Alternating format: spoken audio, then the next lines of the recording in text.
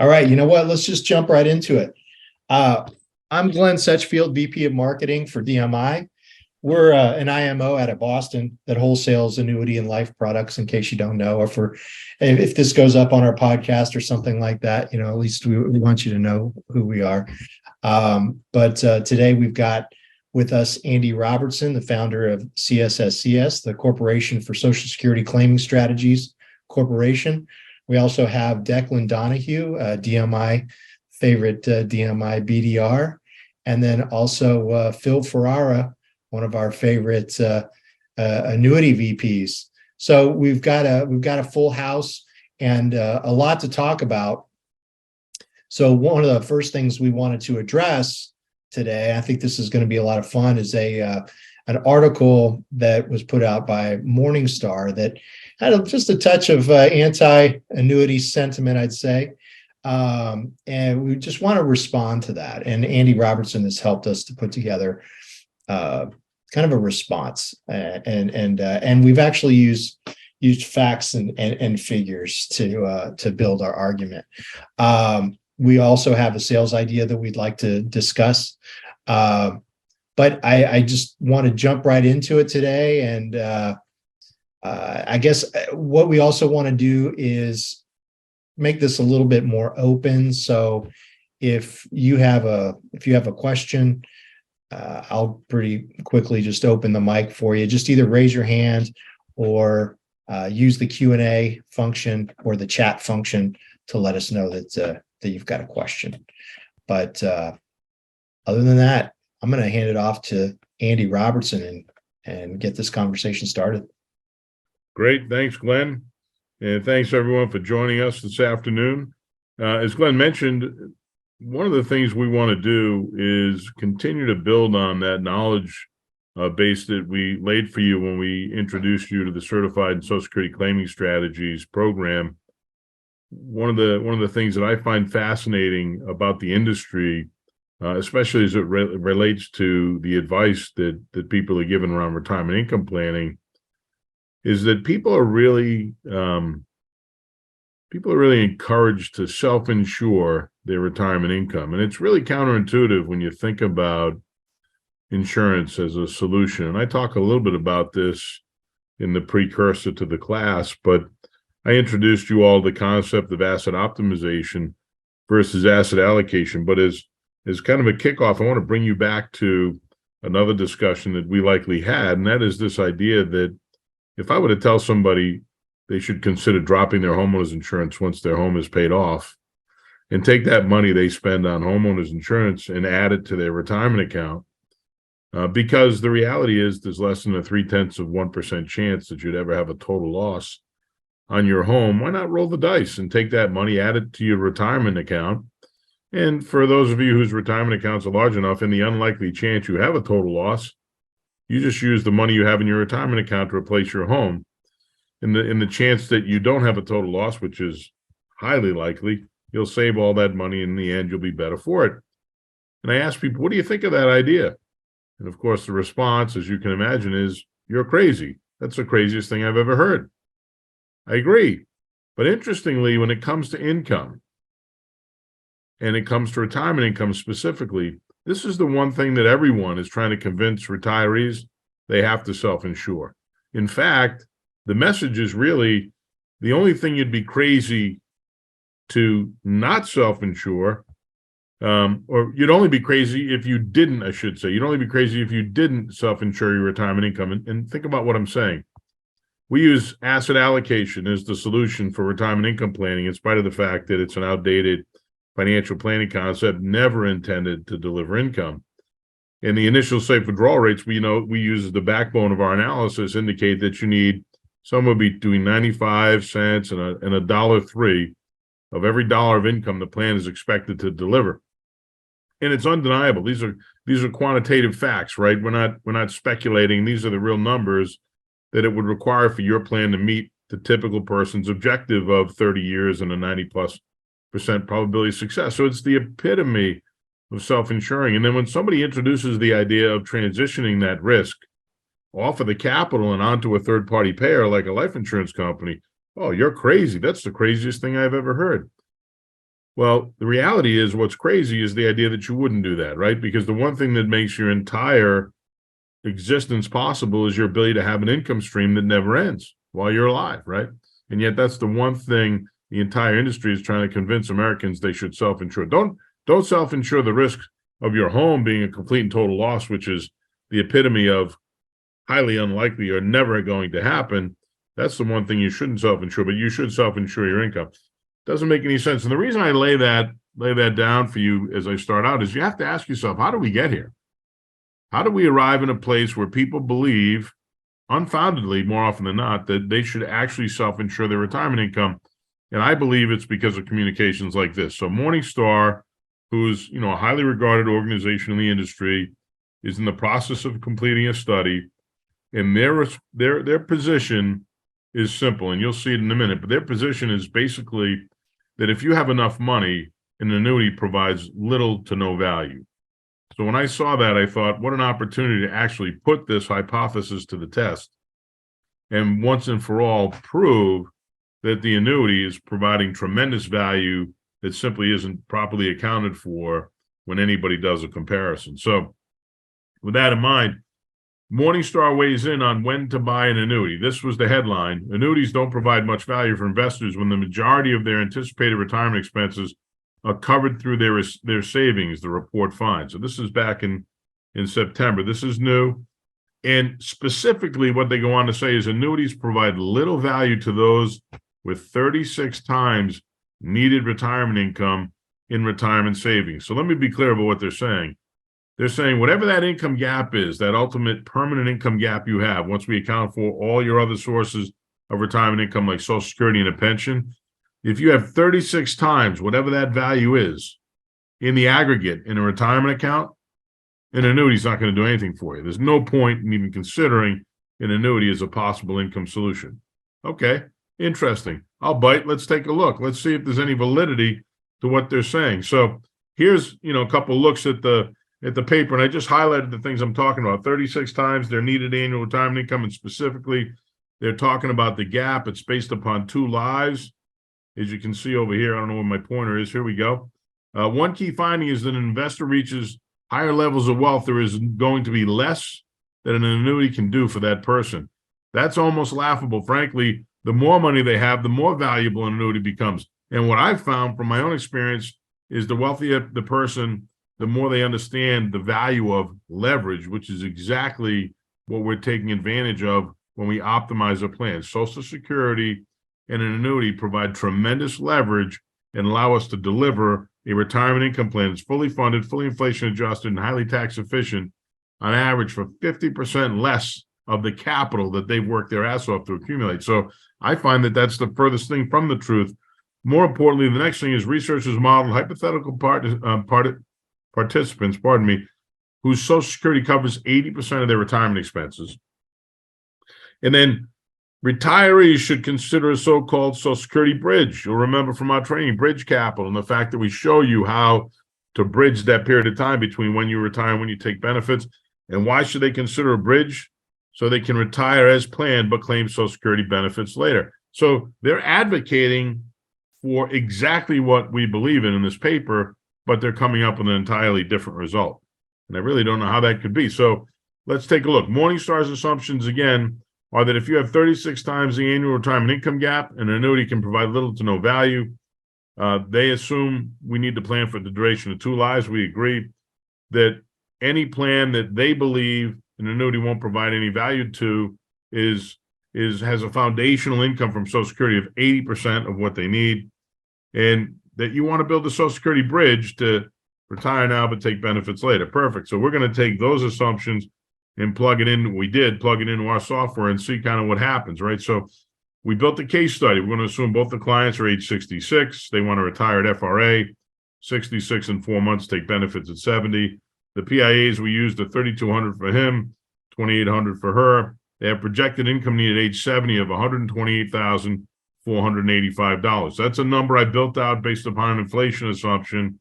But what happens is the future value of Social Security will be 80% of this number. So I want to meet their objective, right, or their assumption. So if you have $128,485 as your income goal, and your PIAs are 3,200 and 2,800, assuming a 2.5% inflation assumption, by the time you're 70, Social Security is projected to deliver 102,788, which is 80% of the total income need. You guys with me so far? Just want to make sure I'm making sense. So I wanted to build a plan that met their criteria as well as worked within the framework of our software. They have an income gap at age 70 of $25,697. That's a critical number, right? Because that's the number we're going to multiply by 36 to arrive at the amount of capital you allegedly need, right? Where once you reach that number, you're higher than that, according to Morningstar, annuities provide little to no value, right? And you've accumulated 925.92, which again is 36 times the 25,697. So that's the fact pattern that we had to put together in our software. And then we ran the report and we extracted over 30 years and we extracted the following information. We used a 60-40 portfolio. Sorry, I'm adding these facts as they come up. But one other important element to this is in order to arrive at whether or not the capital amount that they've accumulated is enough, I use Morningstar's initial safe withdrawal rate research. So my point is I'm going to use their own information to test their own hypothesis and see where we land. I'm not using someone else's, I'm using theirs. So in their paper, they say one thing. I want to see if that's supported by their own work in the safe withdrawal rate space. Here's the grid, just as a reference point.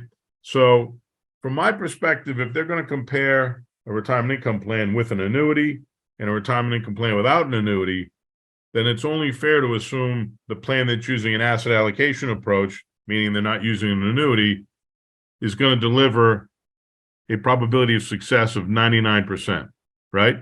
Everybody with me? Because if you're going to say to me that their plan means they don't need an annuity, which is going to deliver 100% probability of success, well, to be an apples-to-apples comparison, they better be suggesting that they're meeting a 99% probability of success under the asset allocation structure that they're advocating.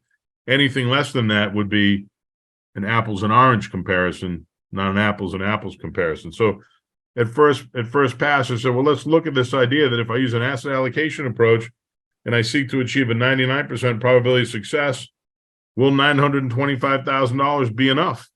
And of course, the driver is the income gap, right? 25,697 is what I need to deliver to complete the plan at 70.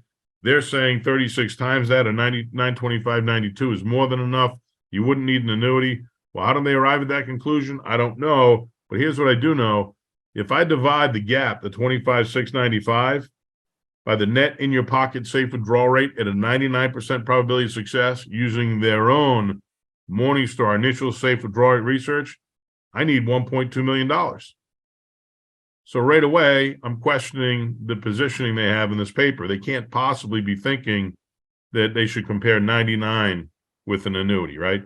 Or a 99% probability of success using asset allocation approach with an optimization approach, which uses an annuity. Not to mention, as they said, you also have to build a bridge from when you retire earlier at 66 and 4 months till 70. Well, that bridge is 358,726, right?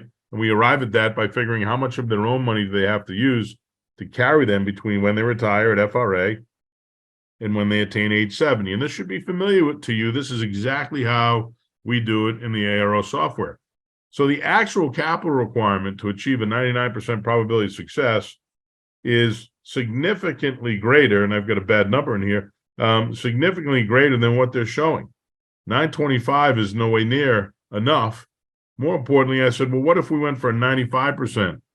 Maybe they compared a 95% probability of success to the asset optimization approach, i.e. the annuity, which provides 100% likelihood of success. Well, again, the numbers are comparable. Right now, we need 955,000 to close the income gap from 70 and beyond.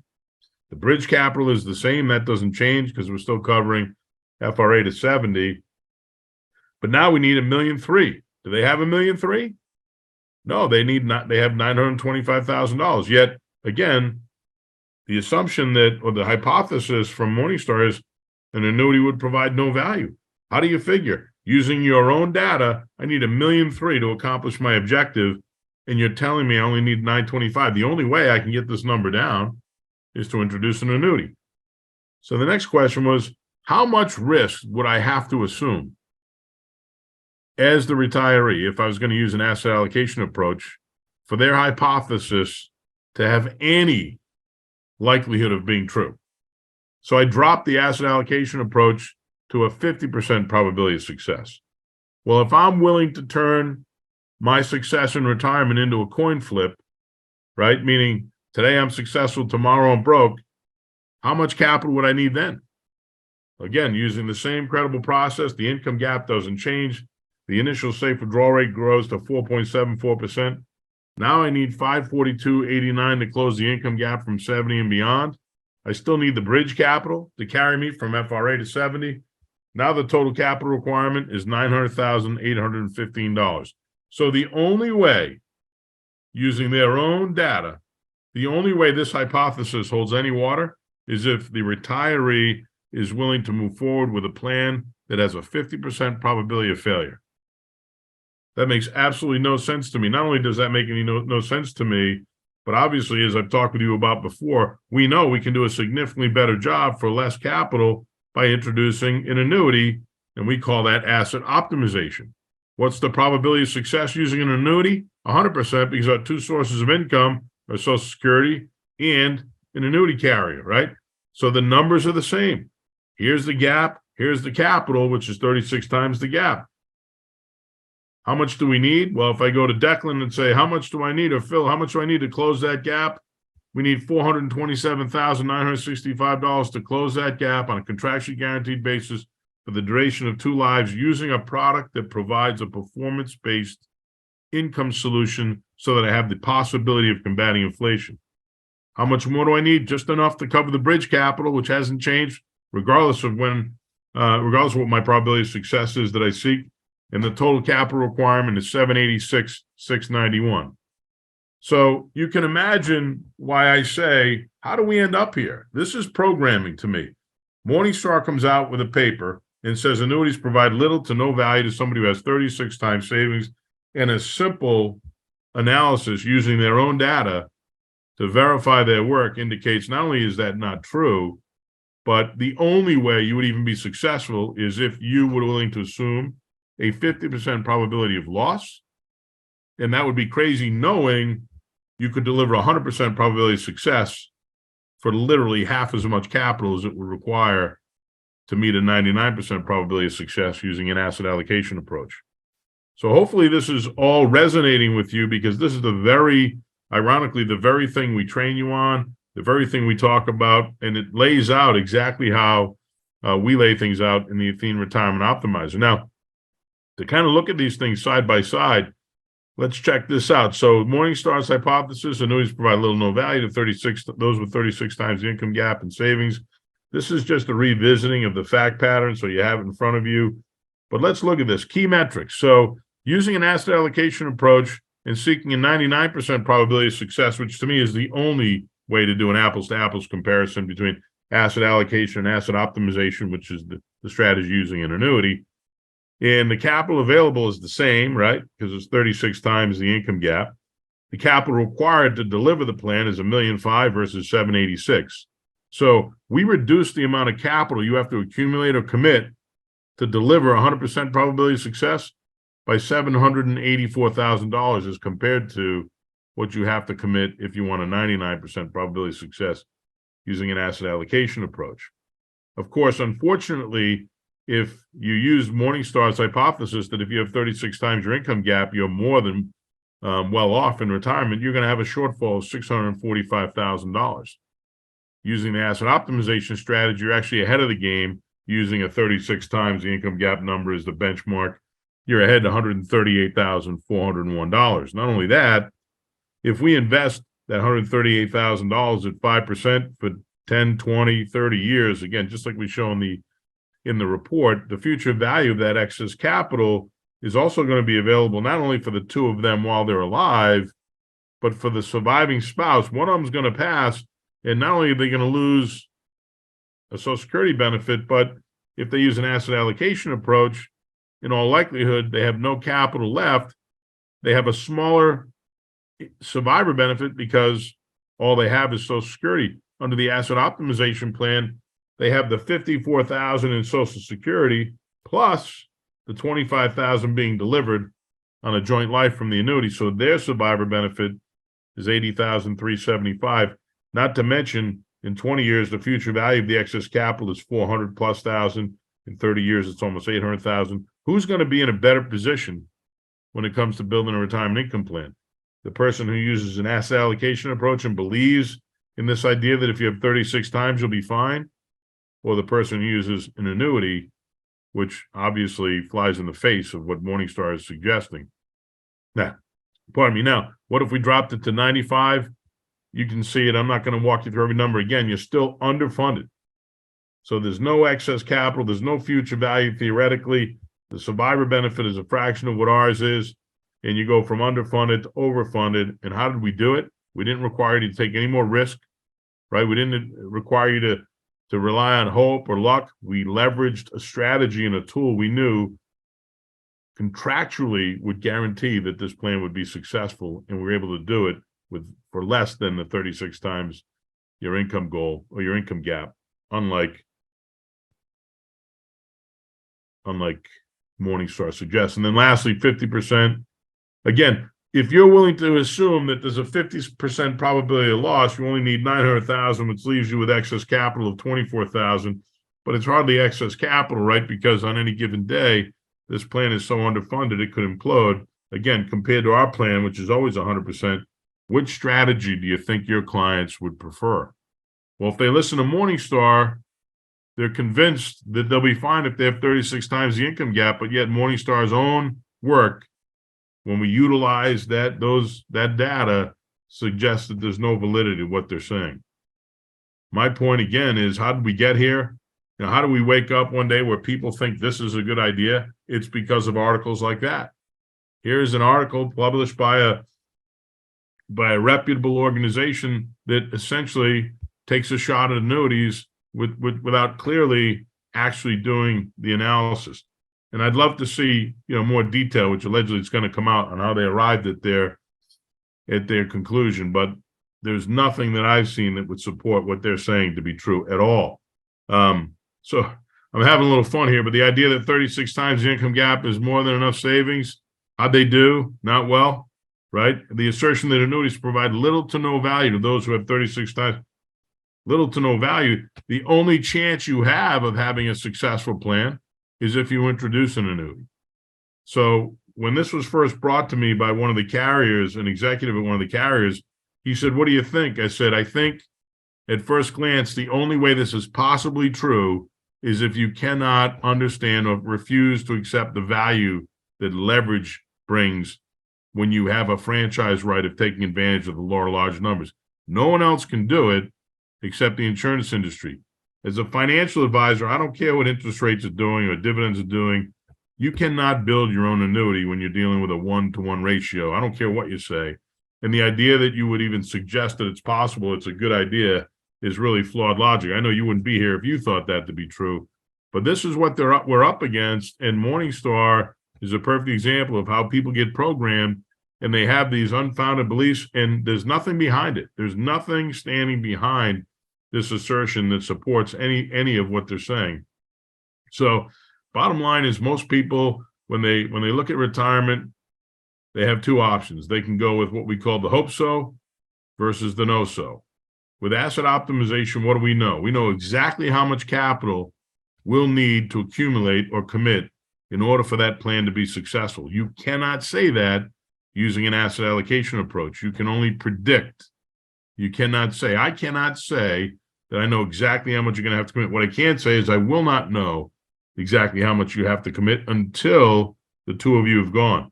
However, because under the asset optimization plan, I can tell you exactly how much we'll need in order for that plan to be successful.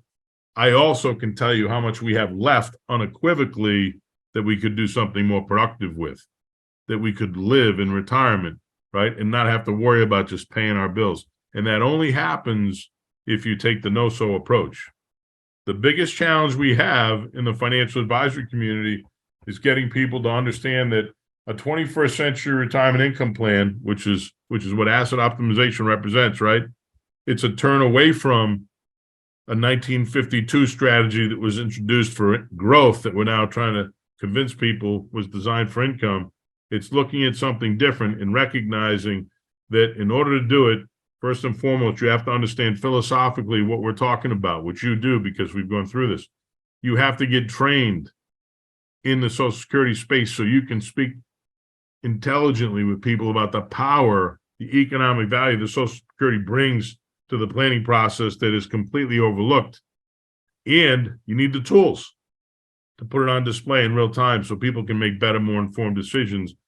You add all of that together, plus the product piece that DMI is bringing to the table and the tools they have to help you figure out what is the best product solution today. It changes every day, but what is the best, least cost-effective solution for you to deliver on your client's objectives? That's the way to go about this in a fiduciary way, in my opinion. If you want to do what's in the client's best interest, this is how you go about doing it. The challenge is simple, and this is funny but true. Retirement income planning, this kind of sums it up completely. This is what we're up against. You're the people on the right. Right? So if you're working with us, you're trying to help people understand that, yeah, there's a lot of people going that way, but when it comes to what's right and wrong, it's simple, but it's wrong.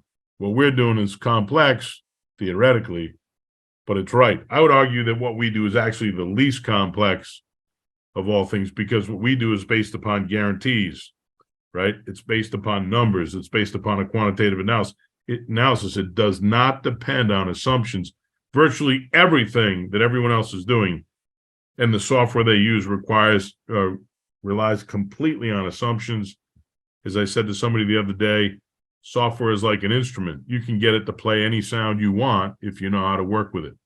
That doesn't mean what it's playing is what it was intended to play. The way we do it the right way. It takes a little more effort to kind of deprogram people and help them understand that this article that Morningstar wrote, along with many others, are conditioning people to think one way when in fact they should be thinking another. So I'll stop for a minute before I get into the product piece, Glenn, and see if anybody has any questions, but I hope that resonated with everybody given all that we've covered leading up to this. This stuff is so great, Andy. And yeah, it looks like Phil's got something to say. I'm not surprised. Phil. Well, this is the second time I've seen it, Andy, and I'm more speechless now than I am the first time around. Because, I know we've got the people going to the right as complex, but for most people, it is the simplest way that I can imagine to get people on the right road to a comfortable retirement. Thank you so much for doing this. I have to get more educated on it from the standpoint of the numbers, but I completely understand why you're doing this, and it should help every retiree. It's 30 minutes that is well spent in my estimation. So great. Thank you, Phil. Well, I know from a marketing and a programming perspective, it's like, if you've got a simple approach to what you're doing, typically doesn't work very well. If you take the time to actually build it right, you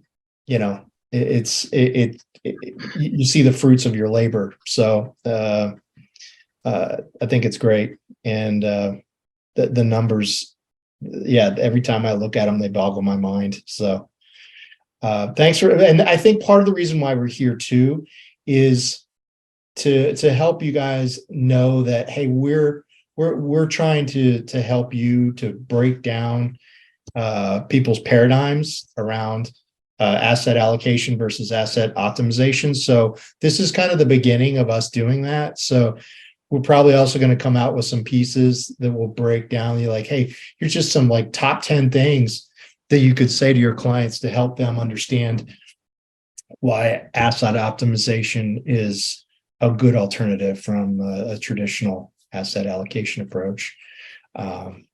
So I think this kind of work is really helpful, Andy. And I think it's just the beginning too. But so Awesome. I think you also had unless we've got any other questions, I think you also had something else that you were going to share with us as well. Yeah, just a quick product sale idea. So, for a long time, bridge capital, people would ask me, what should we do with the bridge capital? And we would always say, use a cash equivalent, because the last thing we want to do is subject the money we need in the near term to cover their bills to market volatility, right? You could put it in a money market, I suppose, but the yield was so insignificant. Was it worth the risk that it would break $1 or something? The answer was no. So we were always talking about cash equivalents, but all of a sudden, we're starting to see some products that are really attractive that can play a role in the bridge capital space. So if I go back and look at another case, just a simple but a run-of-the-mill case that we come across all the time. Let's say we have a husband and wife, as you can see here, both 60 and 65 respectively. They both want to retire at 65. What that means is he's retiring now at 65. She's going to continue working at 60. This happens a lot where there's a disparity in age. The income goal beginning at 65, his age 65, is $84,000. She's going to continue working, making $72,000 a year. What that means is to make them whole, if he chooses to defer taking benefits until 70, which he would if he were educated by us, in order to make them whole, they need another $12,000 during the bridge period per year to cover their annual income needs. Well, there's a lot of ways we could go about it. We could take 12,000, multiply it by 5 and say you need $60,000 you can put over here and just burn through it over that 5-year period. Or in the case where they have significant excess capital, which they will if they work with us, let's carve off $200,000. Let's put it in a MYGA product that we know has a guaranteed 6% interest rate for the next 5 years, preserve the capital and get the interest from the annuity. To me, that was a sales opportunity, right? As I look at, how we go about positioning plans and different tools that we can bring into the mix. The product that you guys had introduced to me recently seems like a perfect fit in this instance. And it could be for more than just this example, but I thought this was a perfect example of where it comes in. So I'll kick it back to you guys to talk about the product specifically, but I haven't seen anything that pays 6% for 5 years since about 1993. So looking forward to hearing you guys talk a little bit more about this. I'll kick it back to you. Yeah, it's an amazing product, and an amazing environment we're in right now. Phil, I know you've sold some recently. I was just wondering, what do you think about applying this product to this sales idea, and any other thoughts you got? Yeah, it is a special product. It's really pretty new to we've only had it for about 6 or 7 weeks. It has limited distribution, and we're fortunate that we're one of the marketing organization that has the product, and we've been using it more and more. There's certainly, it's funny you would bring up a case like this, because I had a client who needed some income for the next 5 years, and I introduced it to her, and she absolutely loved it. She said, "Why wouldn't I do this?" She moved some money from Fidelity and put it in here because, she put 100,000. She needed some additional income, and I said, "You're going to get 6,000 a year, and we'll take it out, and for the next 5 years, and you'll still have your original investment." So a number of advisors now are taking advantage of it. Unfortunately, for the most part, it is not approved by the broker dealers. And I can get into the details why, but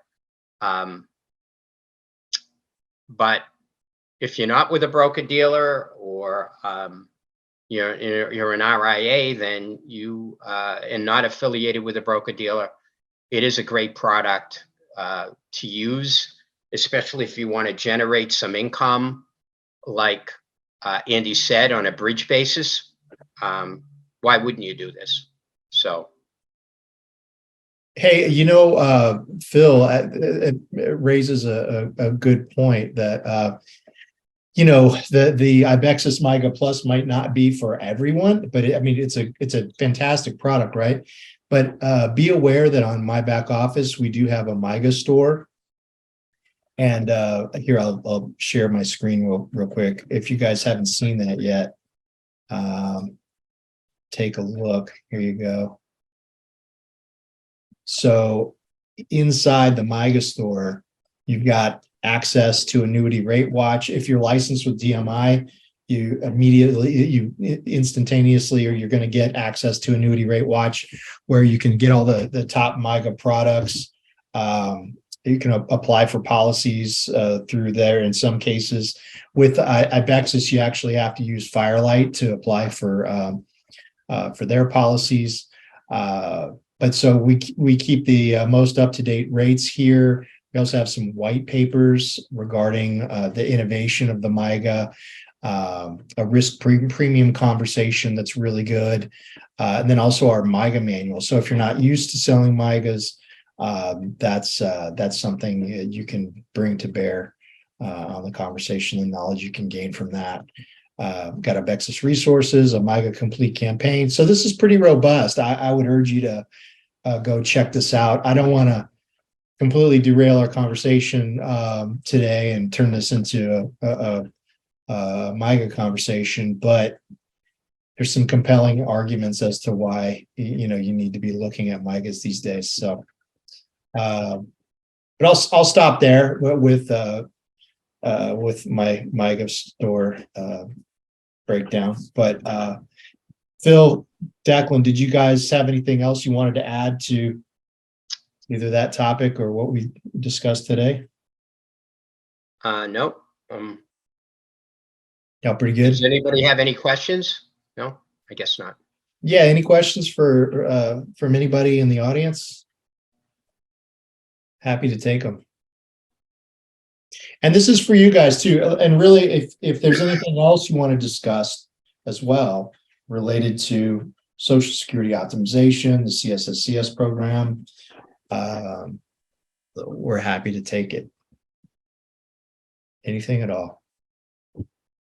Yeah, Daryl.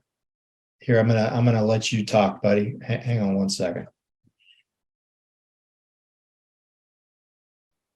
Okay, you should be able to unmute yourself now, Daryl. I'm sorry, I hit that by accident. There you go. Phil, call me about this after 3 o'clock today. I've got this has brought up some ideas for one of my clients, a couple of my clients. So, we need to look at possibly getting some appointments done. So, Okay, I'll be happy to do that. Appreciate it, man. There you No go. problem. Daryl, where are you from? Love the accent, buddy. I am in Ball, Louisiana, man. Ah, nice. You're my neighbor, man. I'm in Houston, so. Are you really? Okay. Yeah, I was in Houston Tuesday last week. Can I tell you I hate Houston traffic? We do too, man. I had a lady at the hospital tell me, my grandfather lives over here, and he'd load us up in a truck and he'd take us into town and he'd say, "You just got to be crazier than everybody else." That's all it takes. I'm telling you, man, it's insane over there. Oh man. Hey, well, thanks for your contribution today, Daryl. Thanks for being here. Well, any other questions? I think we're good, guys. And Andy, again, I can't thank you enough for being here and the contributions you've made with the response to Morningstar and the sales idea, the Bridge Capital sales idea. I think we'll also expand upon that stuff and turn it into kind of a package that the graduates can use.